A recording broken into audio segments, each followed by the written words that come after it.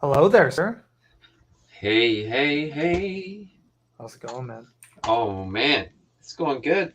It's going Yeah, good. How are you? I'm good, dude. I'm good. It's getting somewhat hot here in Texas finally. So Oh, finally, yeah, finally back to the heat, which is what I like. same here. What's the weather Yeah, over there? it's 18 degrees and sunny here. So in 18 Fahrenheit, Celsius? yeah, Celsius. So in Fahrenheit, that's right around 70, I believe. Yeesh, that's still cold, man. I'm sorry, that's still cold. That's cold. Is it? Yeah, I guess hmm in Texas, people are looking for 90s. Dude, 70 is cold here right now, man. Honestly, I'll have a sweatshirt on, no problem. Let But me let me tell you exactly what it is. 18 is about 64 and a half. And man, that's pretty nice that's for cold. Canada this time of year. Well, Um, and the province east of us is always a bit cooler than that. So how cold is it I'm getting in the pretty winter for pleased. you? Oh, minus 40, my friend. Celsius? Yes, sir. Well, that's where the Celsius and the Fahrenheit scale end up leveling out. As Okay, so good to that's know. Good to also know. minus 40 Fahrenheit. But yeah, like Wow. especially Edmonton, not Vancouver. So I'm in Vancouver currently, and it's a lot more mild. So we get down around Wow. 0 or around 30 Fahrenheit, but Edmonton is consistently minus 20, minus 30 throughout those Gotcha. winter months, and it's that's gross. Dude, I will pass on that. I left New York, Yeah, not New York yeah, City, but exactly. upstate to get away from that nonsense. But Hmm. yeah, man, we got another episode here. This one's a little bit, I would say, a little bit different. We're talking about kind of like a macroeconomic conversation today as it pertains to managing overall health, as it pertains to all the things going on right now in the world. As you can imagine, if anybody here has been paying attention to Twitter Hmm. recently or what's been going on in the markets, it's been a bumpy ride ever since quantitative tightening has been kind of started, and rates have been rising, and just the whole pressure on the markets right now is pretty strong, right? Whether it be the housing market, stock market, etc. And yeah, people who are over leveraged are getting wrecked. As you can see, a lot of liquidity going back into DXY, people covering margin calls, and yeah, a lot of capitulation going on. A lot of emotions are flying around, and honestly, guys, it's just like the most important time to get your stuff together when it comes to overall health. Because I'm Hmm. noticing a lot of people, if they were in a good spot with overall health, would not be over leveraging themselves when it comes to asset allocation. And on top of that, I would like to have a hopefully good conversation about kind of like the inflationary pressures that we've been seeing too, as it pertains to food choices, costs of things, and just kind of have a cool discussion about that. So definitely an Yeah, interesting list of things to talk about today. yeah, yeah. Markets and macros definitely first. I think first things first. Kind of yeah, what's going on in the broader sense and how that's affecting health.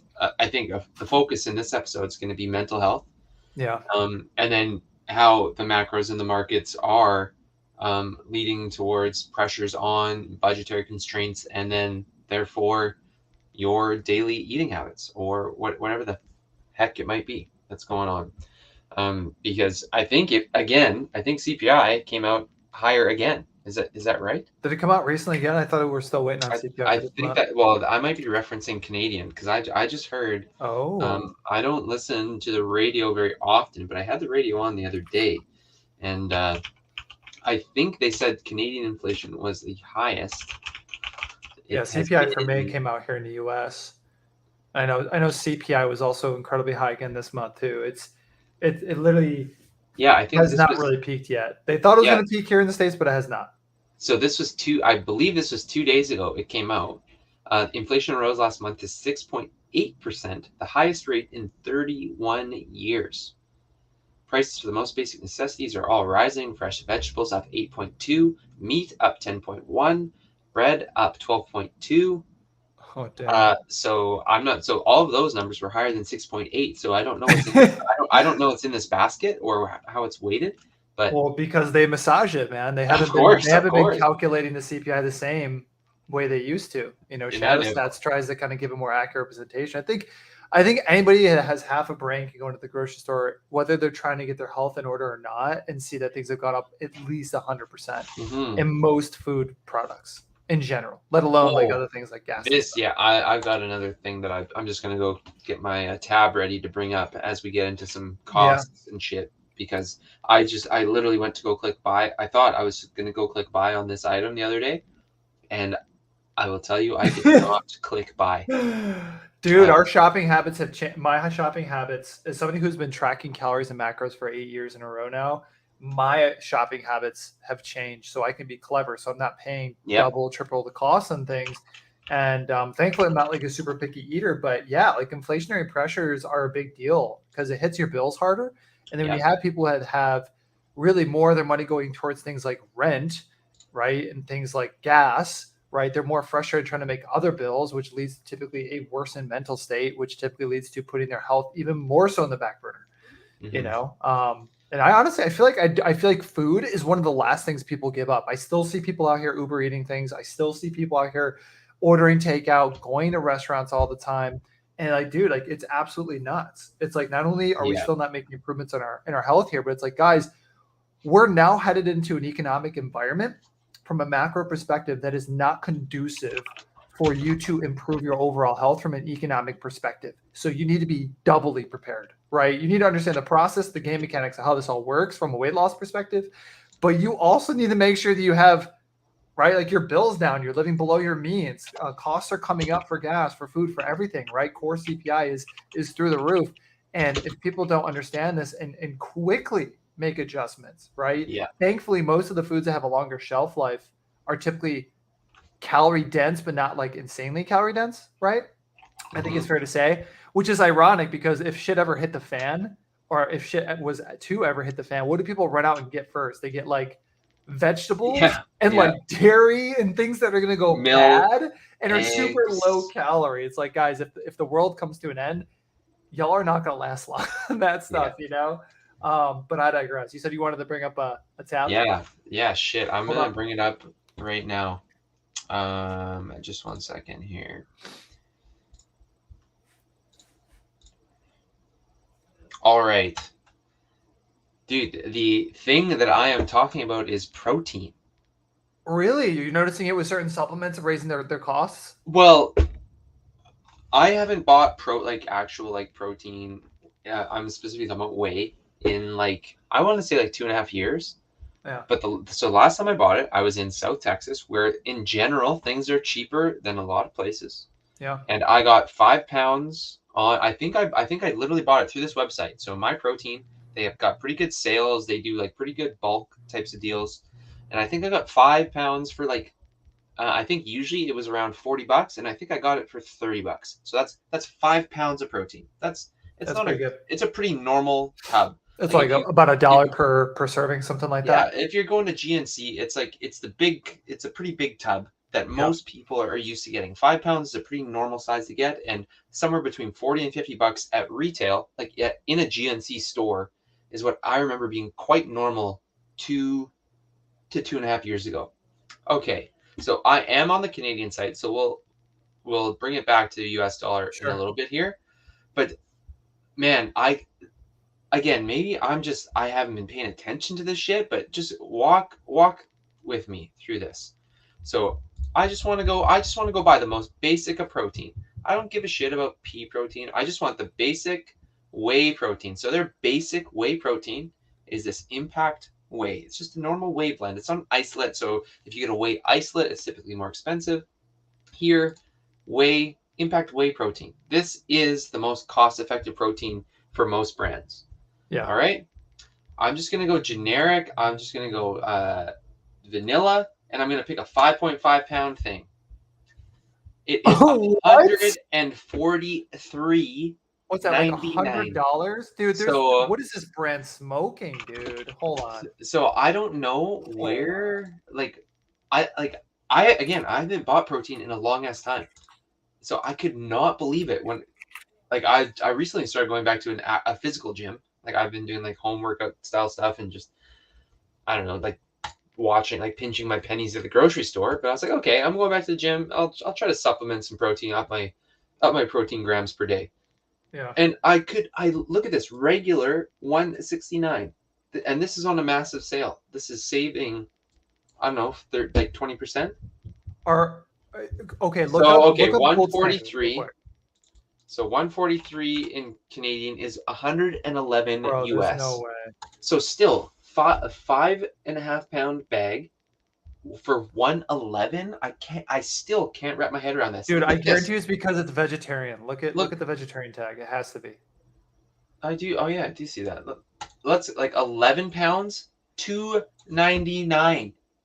So I bought a 10-pound thing of protein before, again for like $60.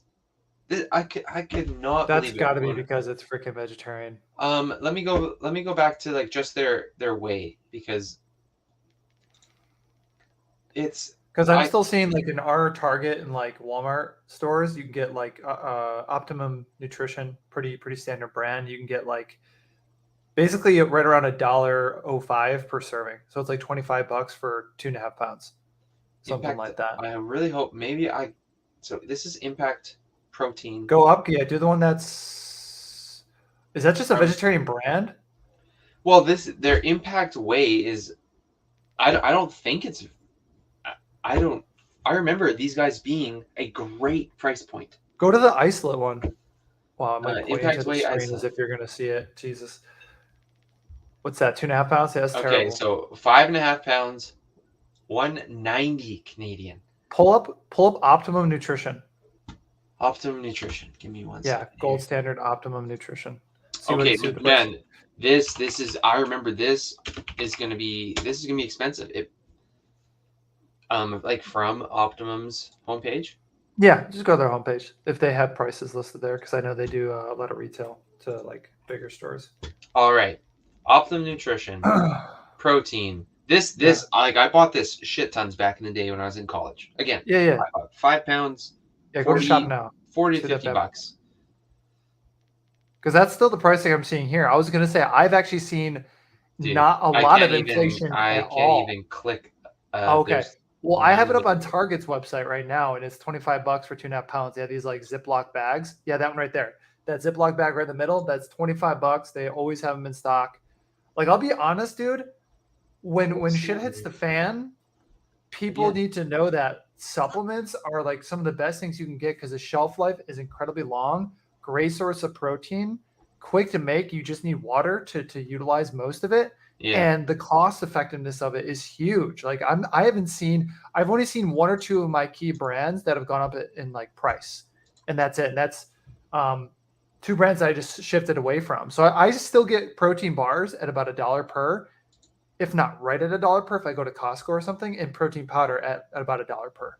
So see what I'm saying here? You could still get this stuff really well. And this is what I recommend people to do outside of like canned goods and stuff like that. If you are kind of, stocking up on food at a lower price point. But okay, so this is an isolate. Actually, let me go back to this. I think I just need to pick a flavor. Oh yeah, that makes sense. Just give me a normal goddamn flavor. Cookies and cream. Okay, so 4.6. That's close to 5 pounds. $75. I don't know if this is an American site or if this is Canadian. Yeah, that's a good question because that seems expensive. So go to the 1.8. Go to the 1.8 real quick. Yeah, that's got to be Canadian because that's crazy. I have it. I have 2.5 here at Target.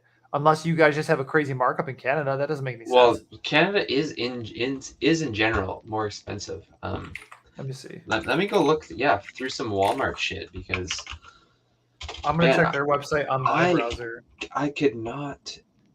Yeah, it did not compute when I was like $2.99, $300. No, it still shows $75 for me. $300 for a 10-pound or an 11-pound thing of protein is insane. Yeah, that's really expensive. It's insane. So it's more expensive on Optimum's website versus Target. That doesn't make sense. Why would that be? I don't know, man. That's terrible. I was blown away, and I'm still blown away. Like scrolling through here right now. So while you're scrolling, for the peeps who are in here listening, there is obviously a lot of macroeconomic pressure going on in the world.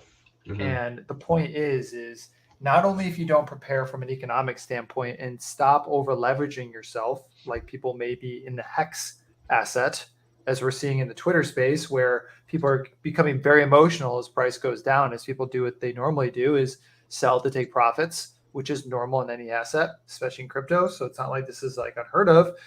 But I get it. People are impatient, they're frustrated, etc. But like it's like, dude, don't over leverage yourself. Number one. Number two, from an overall health perspective, getting your health in order and focusing on other things to keep you of clear mind and allow you to execute in other areas of your life outside of just staking hex, which the whole point of staking hex is to not be involved with the charts and paying attention to price all the time.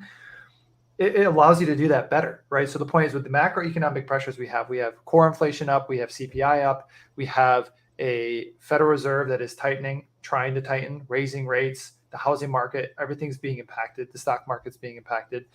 And it looks like there's more pain coming. Let's just be clear. It looks like there's a lot more pain coming from a general macroeconomic perspective, let alone politically, charged. The point is you need to be smart with where you're getting your food from. You need to be smart with the calorie counts that are attached to it, not only from an overall health perspective, but from an energy balance perspective, right? We talked about this on previous episodes where you can lose weight on Skittles and wine, even if it is unhealthy. You can lose body fat doing that. Yes, period, right? But once again, prices on food are going crazy. Everything is up, right? I'm sure everybody in the chat right now, everybody in the room that's watching has seen prices go up on things at least 100, sometimes even 200%, depending on what the product is, whether it be shrinkflation, whether it be actual prices coming up. It's there, and it's likely not going away anytime soon. And even if inflation comes down, like let's say CPI comes in at like 4% year over year, we're still going higher. I mean, we're still going higher. So once again, unless you're getting 20% raises every year, you're losing purchasing power. Just because the dollar on the DXY is going up in value does not mean that you're not losing purchasing power to food. Remember, the DXY, guys, as it pertains to a chart and the measuring the purchasing power of the dollar, is against other currencies, right? It's like, oh, the dollar is the best turd in the bowl right now. Great, right? The dollar is strong. There is a strong narrative from the Federal Reserve to keep the DXY strong. They don't really care about inflation. That's the newsflash here, number one. So inflation's going higher. They don't really care about that. That's the narrative. They want the dollar strong because that's what's going to keep Western civilization strong, because that's what it's based off of. Now, number two is, okay, knowing this, how do we keep a clear headspace and clear mindset, knowing the macroeconomic, situation is negative, and how do we still care about our health, right? So that's why we're talking about food and things that are going up in cost, because when we are, pissed off about costs and everything going up, we're typically not caring about our health. Like, it's very rare for me to see somebody who's a client who is pinched on their bills and is also caring about their health effectively at the same time. They don't go hand in hand. I don't know what your experience is with that, but I know when I was pinching bills and was dead ass broke, it was very difficult, especially back in the day, to take care of my health. It was like the least of my concerns, And what you're noticing here with the obesity epidemic going on is that eventually that will be the most of people's concerns. It won't matter about paying the bills. It won't matter about any of these things that you care about now, because obesity is starting to become such a large factor in people's day-to-day lives that has to be the only thing they care about. Going to the hospital, healthcare, all these things, so it all correlates. We can ignore health as long as we want, but eventually comes into the picture. And it came in quite rapidly with the shutdowns we had. So prices for food, man, they're really frustrating. Oh, yep. I found one. This is the best I was able to find. This is 4 pounds of like the Walmart, one of the Walmart brand wheys, for $44, and that's the best I've found. The 5 again, that's that 5 pound through My Protein, which I've had I've ordered from a whole bunch, especially when I lived in Texas. So that was the first place I went to go look at. And the 5 pound was, what did we say it was? $190? Like, what? What is, so I don't know. I'll keep my eyes open next time I'm in a grocery store for this as well, because But yeah, Bro, you guys have highest prices over there. So oh man, what's the highest or most craziest thing that you've seen so far as it pertains to food that's changed your food choices with inflation? food in oh man, food in it's always crazy actually here in Canada. Every time I would go, like I would be in Texas for the semester, so I was either a student or I was working during the semester at the university, and then I'd come home to Canada in the summer, and every single time I could always like I could never believe it. So this is pre like crazy inflationary environment like 2 years ago. Chicken in the United States, I was happy to pay about $1 a pound for.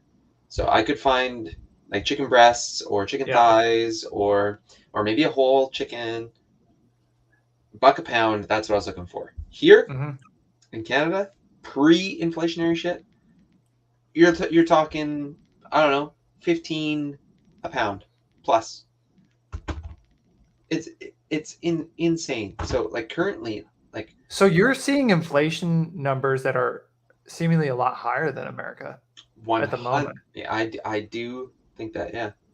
Because like that's wild even to me hearing some of this stuff. Are you seeing it across the board, or is it seemingly in specific like food setups? Because I know some of like the egg costs going up right now are have to do with like the bird flu that's going around killing a lot of the chickens, the chicken flu that's going around. I think we get a decent, I always just say decent for here, and like decent for here, aka Canada, Vancouver, Canada, is like inflated from the rest of Canada, and Canada is like extremely inflated from USA in general, especially like I came from South Texas, so comparing South Texas to Canada was like comparing like South Texas to somewhere like California, but even like somewhere even worse than California. So when I buy eggs, I like to get them from Costco, and usually I think it's an okay deal. But can you do me a favor and type in pure protein in the Walmart? That's in your dude, site there. it was Search right. for it. I just saw it actually. Not the powder, but the bars. I'm curious what the bars are. Bars. People sleep on protein bars all the time. If you get the right brand or right flavors, they taste amazing. And if you do it the right way, you can get it for about $1 per, which is pretty damn good for what you're getting versus like Quest or any other brand. They should have. There you go, right there. So yeah, click on that if you could. 2 for 20. I gotta see what, because I know exactly the price are for these. How many? Okay, That's so a 12 bars. So they're for gonna give 16 you bucks. Okay, so yours is about $3 higher than America already right out the gate, because I usually get these for about maybe 13 bucks. Yeah, I get these for about $13. So you guys are like at least 10 to 20% higher just in the supplement side of things. That's crazy.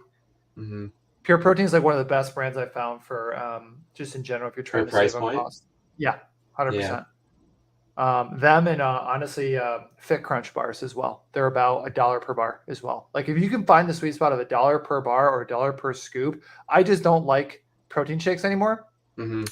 I just think it's fair to say if you've been around long enough, eventually it all gets old. So the protein bars are just kind of like a Snickers bar or like a candy bar. I'd rather do that in like an apple or something.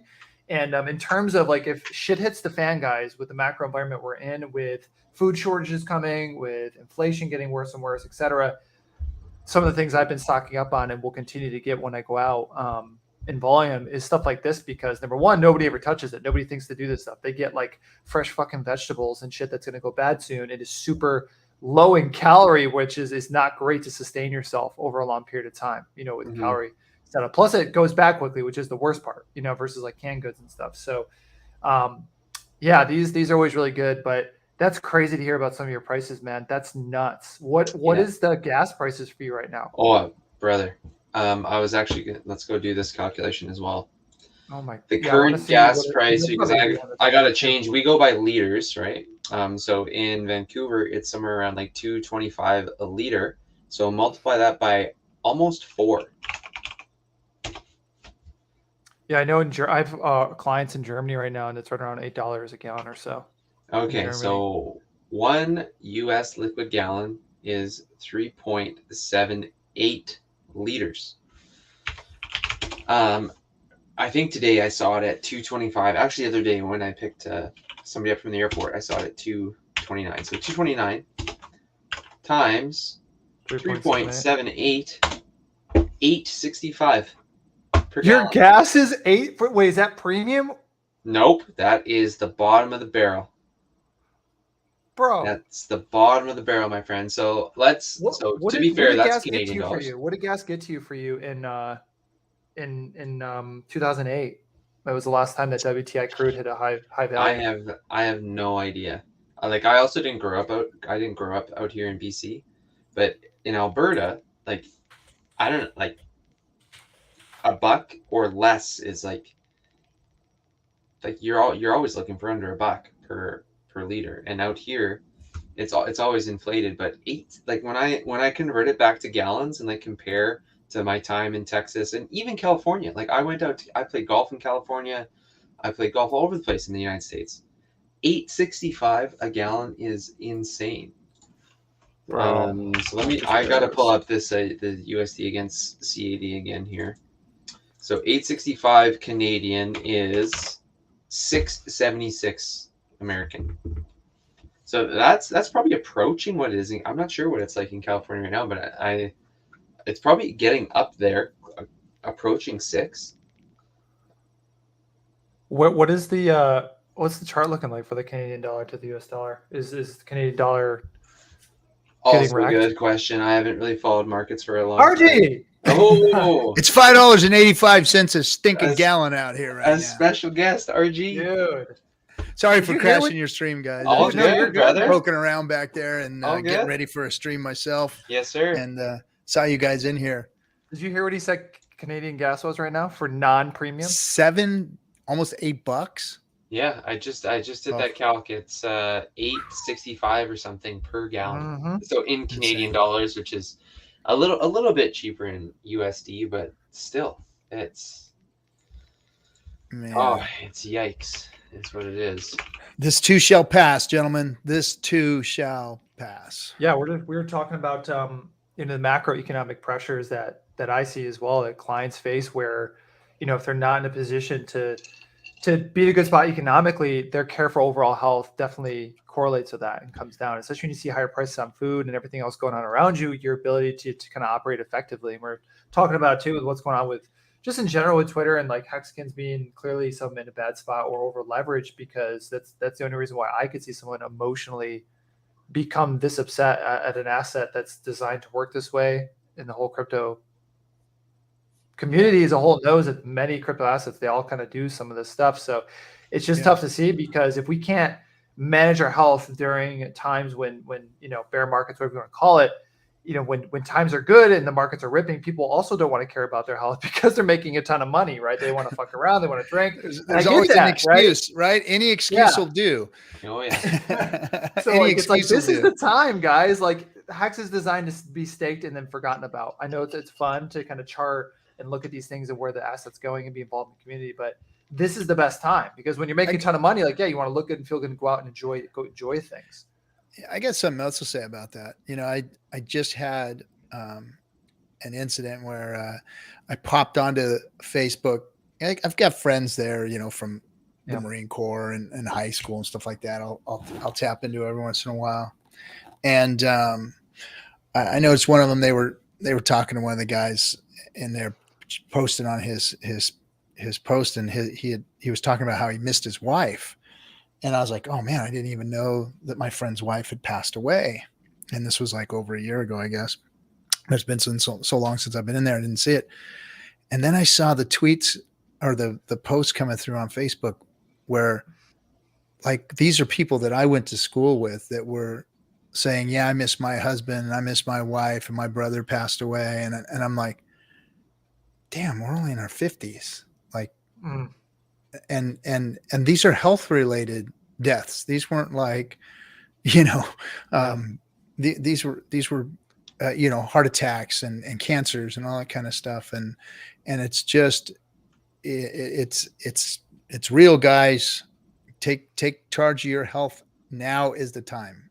And it hasn't, when you're young, you're talking about looking good and maybe getting to the beach this summer. And that's what my trainer was talking about. Yeah, man, I got to drop a few, I got to go on a 30-dayer here and get ready for the summer and blah, blah, blah. And I'm thinking, man, I just don't want to die. don't want to Yeah, go. man. I don't want to Right? die Like early. You know. most people's Yeah. 401ks end at 55, and it's like that doesn't look good from a data perspective. Like things are not good at No. 55 for Americans right now, and No. that's like now, not where the projection is. Like we're still going parabolically in the wrong direction for that. So Yeah. Like you caught me at a time where I was at a crossroads. You know what I mean? It's Yeah. like I was ready to cross that 220 mark, and I could have easily just said, screw it. I'm going to enjoy my life. I'm doing fine. I'm too busy to be worried about the health thing, but I don't want to go. Yeah. I got some man. people to irritate for a while still. Yeah. And Fuck that. it's not time yet, man. I just got into the right crypto. I'm not ready to go. So, it's in all seriousness, I am investing a lot of time, effort, and finances into my health, making sure that I'm dialed in. I got Ryan here on a regular basis. I mean, this guy could probably tell you, not probably. He could tell you exactly what I'm eating, exactly what I'm going to eat tomorrow, and knows exactly where it's going, it's you gotta invest in yourself, man, because it isn't easy out there. It isn't easy with the food and the way it's getting, and with inflation, and people are going to be reaching for the cheaper foods again, and the more, that's what happens in a lot of these inner cities and stuff. People, the 99-cent value meal is the way to go, and that's the most unhealthiest thing you can do. And I don't know, man, you got to get a hold of it. You got to get a hold of your health. Yeah. Dude, in squeeze times, it gets especially tough. Yeah, it does. Yeah. That's why, like, the mechanics and game theory behind how this stuff has to operate is so important. Where, like, when we get frustrated, we just go, "Oh my god, you know what? I'm just going to be healthy. I'm just going to eat healthy. I'm just going to do it." And then we're not considering game theory mechanics. Like we already operate on this wavelength, guys. We look at assets, we look at hacks, we look at why it performs well. Richard says all the time, there's psychology, game theory, and mechanics that were just honed and perfected and audited to make sure it was perfect. All he cares about is the price going up. That's it. All you guys should care about is maintaining overall health in the most effective way possible. If that means scale go down, cool. Doesn't always have to mean that, but it could mean that, right? So the point is you need to focus on the game theory mechanics that gives you the sustainability to get you the desired result. And that means what works in America or whatever country you're in, state you're in, family environment, preferences, pre-existing health conditions, all those things need to be taken into consideration when you decide what the game theory mechanics are. And that's why with you, RG, like, we are also figuring out what your effective calorie ranges are, what the game theory mechanics are going to be to keep your success rate up at or above 95% all the time, period. Yeah. Like, there's no way it's going to drop below, because we're never going to allow the game theory mechanics to allow for that to happen. It's as simple as that. So that's why it's blowing me away, man. It's blowing me away how well it's working. And I mean, like, we haven't, like, in the last month or so, we haven't dropped any weight. We've been maintaining but raising my calories and getting me to a place where I was almost felt like I was overeating at times, and I wasn't gaining any weight. I was like, wow. And then Ryan's like, yeah, well, wait until the next one. Wait until the next drop here, which is where we just started on Saturday. And it wasn't a day, right, Ryan? It was like within a day, it was like, boom, boom, boom. It was like, fell out of its parabola, right? Yeah, and, dude, we did the rug pull, man. We're I think right around an 800 calorie deficit right now, and we're just paying attention to the pacing. Make sure you're not losing more than 2 to 3 pounds in your average. We don't want to stretch your skin. We don't want to lose muscle mass, and it's going to be exciting, man. Because keep in mind, like, game theory and mechanics are also going to allow you to get the weight loss that makes sense. Notice I said makes sense and not specific number of weight loss, not for a specific amount of time, because those are like shackling parameters that don't work, because life comes in and F's it all up. It's like your mother-in-law comes in and stays with you guys for 2 weeks. Okay, great. That changes things probably, right? So game theory and mechanics and understanding how this works from a structure point of view allows you to kind of ebb in and out of weight loss as it pertains to success rate, and you're going to get to where you want to go. I mean, it's exciting stuff. So whether we get 10 pounds here or 30, it's going to really depend on success rate, not what the deficit's going to allow you to do. Because this 800, it's probably close to 900 at least, right around there. You were at about 2,700 a day, 2,600 a day. it's going to allow us to have the firepower to move you, 20 to 30 pounds. Whether or not we want to do that, because it may not make sense, is another thing entirely, right? We travel and all this other stuff. But if we can keep the success rate high, it may take maybe max one more time. So we're talking, like I said, total time frame, maybe 6 to 7 months for the end goal. And then you're done, like done, forever done. Yeah.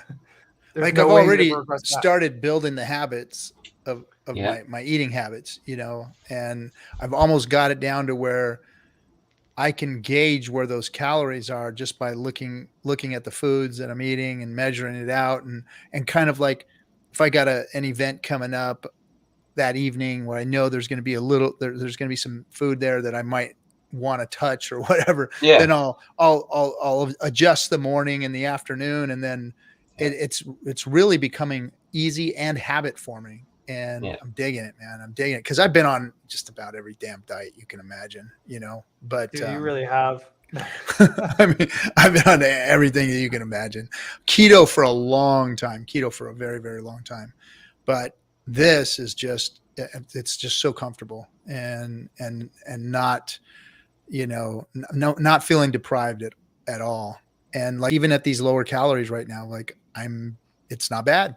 It really isn't bad. I mean, we just like whopped off like 800 calories plus right off the bat here. And I'm not feeling bad. So it's hats off to you, bro. It's working out right. Making a smaller captain. Hey, real quick in the chat, Monica, MoFit, hit me up in the DMs. I got a phone number for you to call. Somebody you need to get in touch with. All right, cool. So I just wanted to let her know that. And then, cool, man. I'm going to go. I'm sorry to have jumped in, but every time I see you guys on here, I'm like, I want to go in there real quick and give a quick update. Come on whenever you want, man. Man, yeah. Hop in here like this. This is awesome. It's really working out well. And I'm amazed at how I feel with the overall outlook of things in the future, because, when you go on a diet, you're going to come off it. It's like, well, what's going to happen when I come off the diet? Right? It's like, guys, shit. It's like, I lost 25, 30, 40 pounds, whatever. But then it's like, I'm going to come off it, but now it's like Ryan has showed me, I'm going to show you, you're on it, but you're not on it. Like he took me to these calorie levels where it was like, wow, man, this is cool, comfortable. And look at that scale. That scale isn't doing shit. That scale's not moving at all. And then, okay, now watch this. Now let's drop some more weight. And then it's just really, really, really cool. And being able to put those kind of calories down and live a lifestyle that's going to keep you maintained is, and that is a joy, actually. It really is a joy. Dude, that's like huge. The giddiness I'm hearing is like, that's what I see across the board. People are like, oh, the rest of my life doesn't have to be misery and doom and gloom. Right. With a lower calorie count. And we already operate on this wavelength with because you're retaining responsibility. That's the key game theory here. You're retaining responsibility, but there's an enjoyment factor to it. It's something that has to be livable, right? Like I kind of joke with everybody. It's like you go in the Apple store with $5 or $5,000. Like someone's going to have a bad time and someone's going to have a good time, right? Like there's no way you're going to get around that experience, right? So we already do this like when we go grocery shopping. This kind of ties in the inflation comments we made earlier, because we already operate with hey, we're still being responsible. We're aware these things cost money. We're already budgeting in our head. We don't need the calculator for the box of cereal, at least for now. Maybe if inflation keeps going, we're going to need it. But the point is we already operate with that low level of responsibility, but we take for granted that we've let it operate so comfortably in the background. That's all RG3 was doing at a higher calorie count. You were just going grocery shopping, man. The budget you came with made sense for the macro environment that we're operating in. America doesn't operate on 2,000 calories a day. It doesn't even operate on 2,200 a day. It operates, honestly, from what I see, around 2,400 to 2,800 a day. I'm not advocating we just go higher and higher. I think that we have peaked, though. I can't imagine restaurants finding a way to bring more calories into things. I think we have actually peaked. I think the only thing that really changed was the activity levels coming down drastically over the past couple of years. We all know why.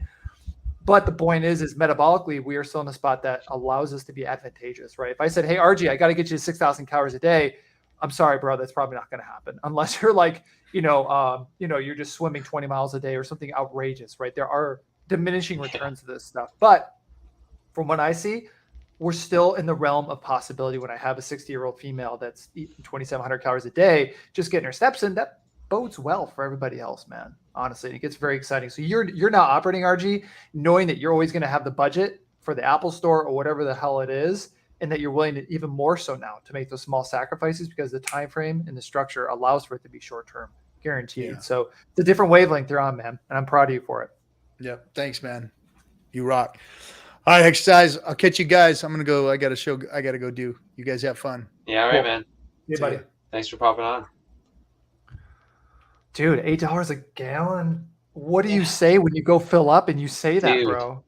So in what was the other like crazy like reference point for me is there was one semester down in Texas where the gas per gallon was I think it was $1.79 or something a gallon, and I think I filled up like once or twice, and I was in like a pretty little fuel efficient car, so I think the one semester I spent something like $30 total on gas.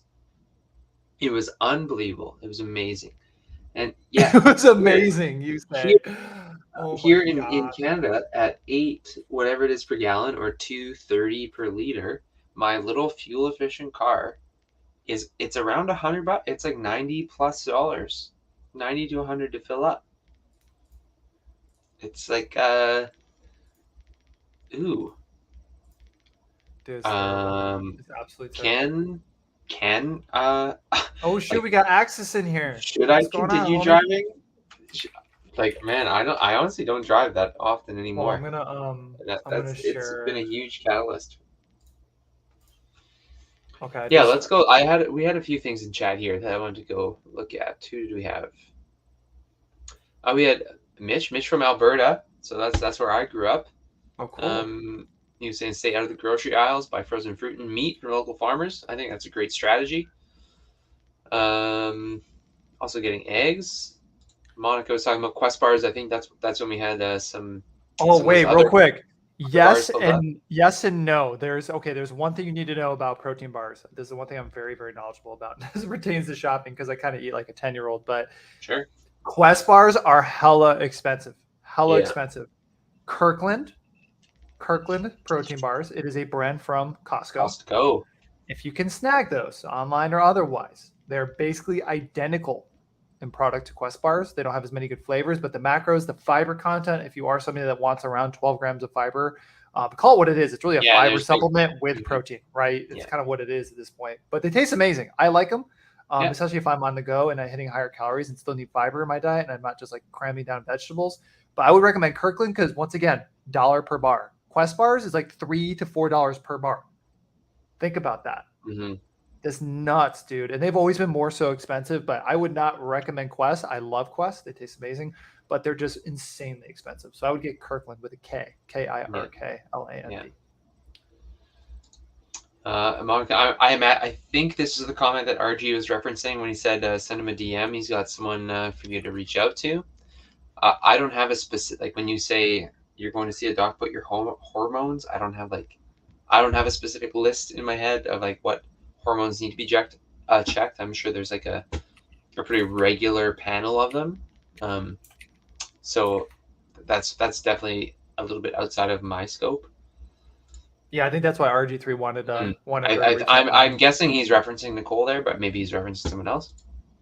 Yeah, $6 for gas in California. So not as high as Canada, man. So that's Canada $8.36 or whatever the shit it was.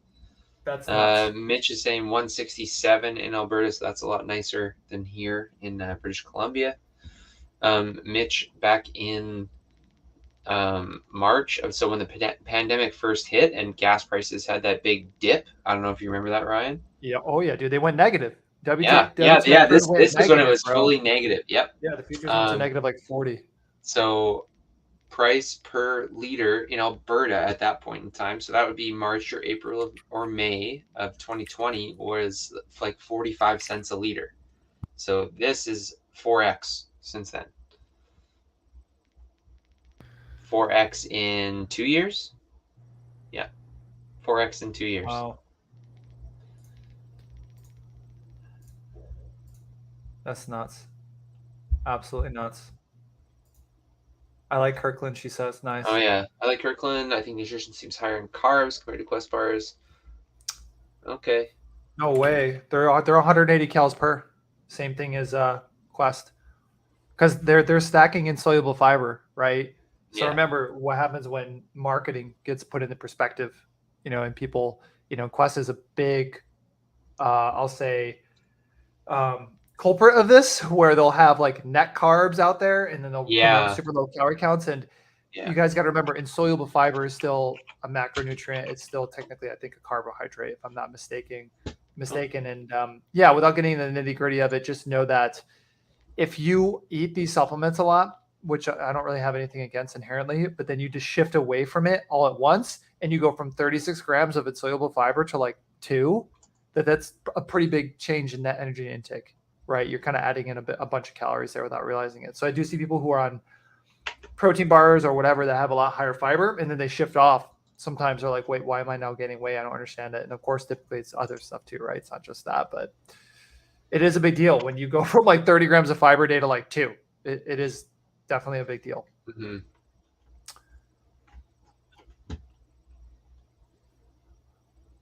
Man, dude. Wait, I want WTI crude. That's what I want in this chart. Yeah, the negative rates on oil was crazy when all this shit hit the fan.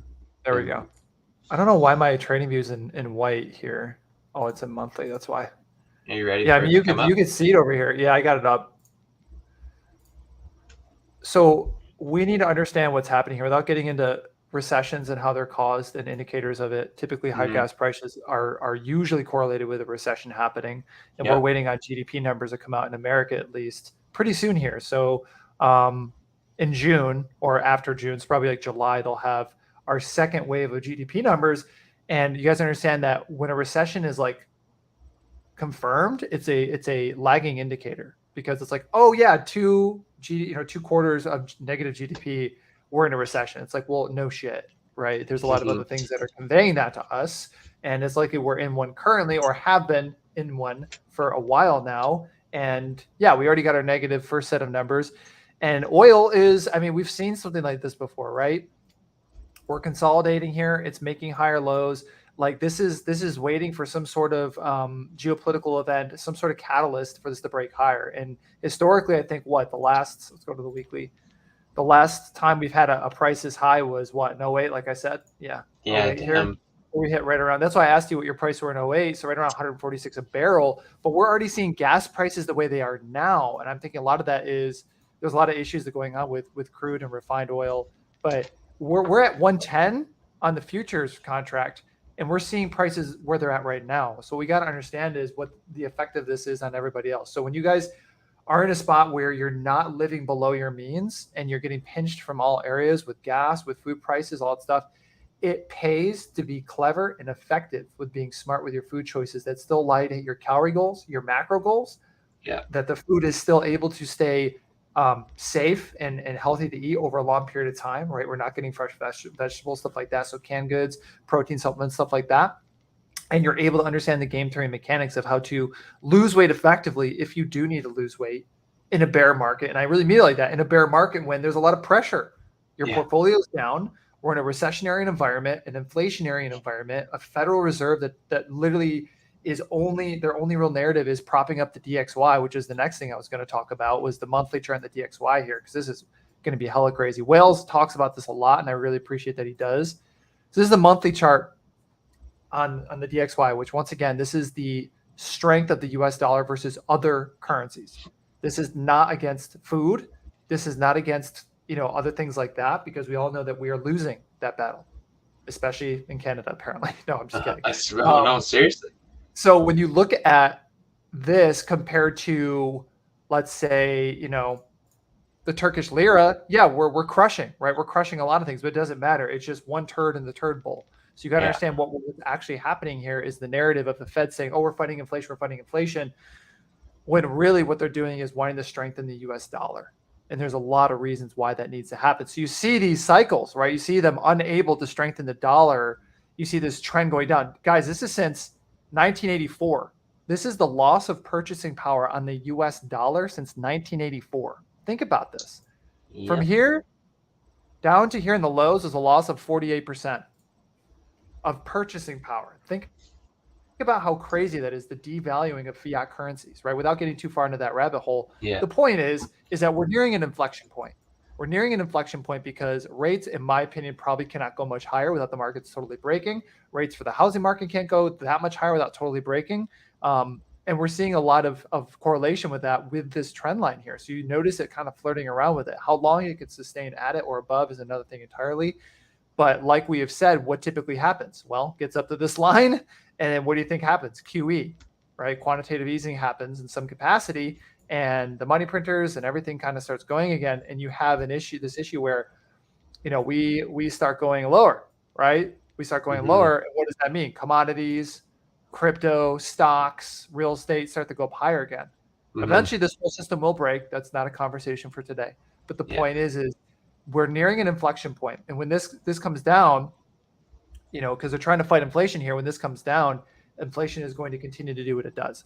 What we need to realize is pricing on food is never going to get better because your purchasing power and the dollar is continuing to get worse. Remember that. And what's even more important is the Fed wants to get targets back down to 2 to 5%. That doesn't mean we go backwards, back to the way it was before. That just means instead of 15 to 20% year over year, it's 5%. Yeah. So we still have everything we have. It's just now it's going up at a slower pace. Yeah. So the reason why I talk about this is because when you understand the narrative and you understand economic cycles, you're able to operate in a more clear mind. You're not worried about your health. You're not worried about finances because you saw this coming a mile away a year ago, and you're prepared with food, and you're willing to live a little bit below your means on food choices, particularly to manage when things are going to be a little dicey here, right? Yeah. I'm not saying we need to live on protein bars, although I wouldn't be offended if you said, hey, I like to live on protein bars. But shit's getting crazy out there right now with prices, guys. I mean, if everybody can afford it, awesome, but people are getting pinched. They're spending less money at businesses. They're spending less money at restaurants. They're spending less money in general. Discretionary spending is coming down. Those are huge indicators, right? You had subscriptions go down like crazy in Netflix. You have discretionary spending coming. These are the first big indicators. What's typically last? The housing market. You don't want to find out when the housing market finally comes down. That's way too late. People buying houses right now are buying the top, period.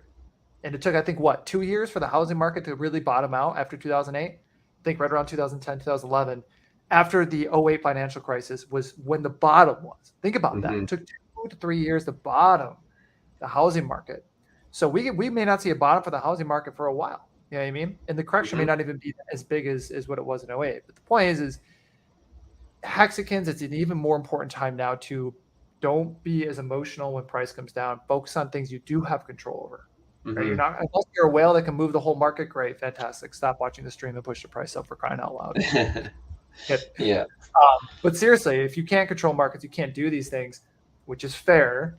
Focus on things you can control so you can operate in a more clear mindset. And we talk about in all our previous episodes. Exercise had so many great episodes on just physiology and the fundamentals of energy balance and these skill sets that are not sexy, but will allow you to really crush it, regardless of the macro environment going on. Is really the way to word it. And that's huge. Irregardless of what the macro is that pertains to, well, I guess they're all tied together at this point in time, but crypto or traditional equities. Absolutely. If you can understand like some of these fundamentals, you get to put yourself in the driver's seat. And like there might be months or there might be weeks, months, maybe even approaching a year where you're a little bit squeezed, but like that's kind of the nature of the beast with markets and especially like the Western world. It's like there's going to be times when gas is fucked compared to your purchasing power or compared to your income. There's going to be times where groceries are fucked. We've seen it before. We're seeing it now more so than previously, and if you can put yourself in the driver's seat, you just have so much agency, like over what over your moves or your potential moves forward, and then therefore, your mental health. That's I think the biggest impact that occurs here is like people get emotional about it and they get really upset about it, and then it leads to bad decisions. It leads to a bunch of like negative externalities. Dude, they make terrible decisions with selling crypto and just the Yes. typically finances. I mean, if you Yep. have a strong mindset, you're going to be able to hold through dips in these things and not over leverage yourself and make strong decisions, because Yeah. I'd say overall health is this huge correlation between that and making strong decisions when it comes to this stuff. And also just being pure, like having stronger purity when it comes to making, or even just being able to pull away from this stuff if the environment is very toxic, which it is right now, pulling away from it, because there's really nothing positive to be gleaned from the Twitter environment, for example, right now. There's really not a whole lot of value there to be had, which is unfortunate, because in my opinion, Hex games were all about staking and not worrying about the price long term and caring about yield and understanding economic cycles. That this product, Hex, has 85% dips all the time. Yep. If anything, it's just like, okay, cool. We're getting close to the bottom here. This makes sense. Like, so it's frustrating to see, because we are the best of cryptocurrency. We can learn from this, I think, especially as the group of people that are involved in Hex gets bigger. There's going to be a larger echo chamber, a larger group of people that may not be aware of these things. So it's important for us to set the standard and to be the best, right? There's no real excuses to not do so. Yeah. Yeah. Access has a couple good comments down there at the bottom. Yeah, let's finish up with these, and then we'll send you guys over to RG, because he is going live here right away. So DXY is at a pause. Would expect a strengthening dollar to continue well through the 113 level. So I didn't notice what level we were at there, Ryan. But we're at, I think, 102, 103. And earn fresh fiat. Yeah, this is a very important point that I try to remind people of, and even myself of, is to earn fiat and spend from there. As like it's almost, if you are in a cryptocurrency that has any sort of longevity, it is typically a very bad decision to sell that. It's a great long-term buy and hold. You do not, in general, you don't want to be selling crypto. Of course, there are times to take gains. This is what it seems it's a point of contention in the community right now.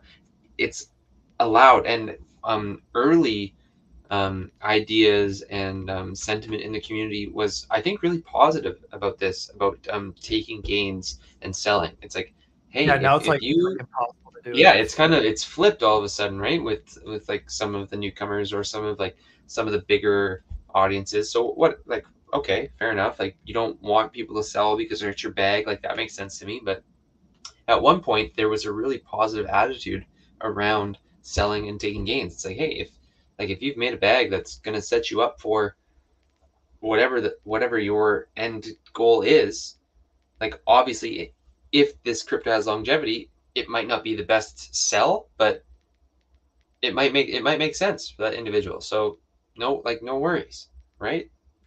It's some shitty stuff going on, I think, in the broader community.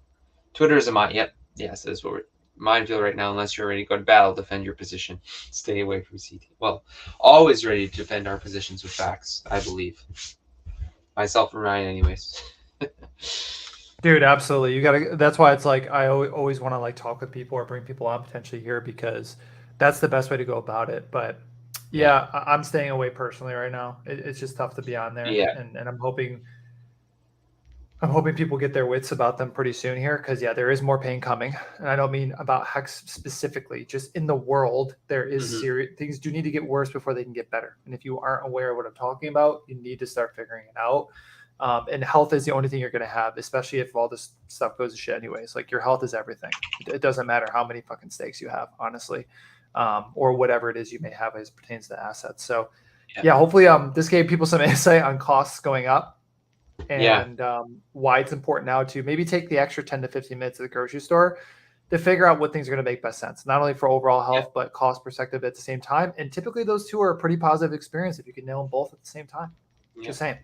Take some time, and sometimes it can suck. So just don't get bogged down in that. I got it. There might be periods of suck, followed by periods of great, followed by periods of neutral feelings. So long-term views are typically the ones that prevail. And that's right in line with a lot of the tenets of this crypto that we've all just kind of decided into. Yeah. Cool. Let's end it here, We're man. 5 minutes past. Let's end it right here. And those of you who are tuned in right now, RG, our captain, is going live right away. So highly recommend you tune in with him here in a minute. We'll see you guys next week, Monday, 6 o'clock Pacific, 8 o'clock Central, as per usual. That's going to be all from us. Sweet. Deuces, Bye for guys. now. Appreciate y'all.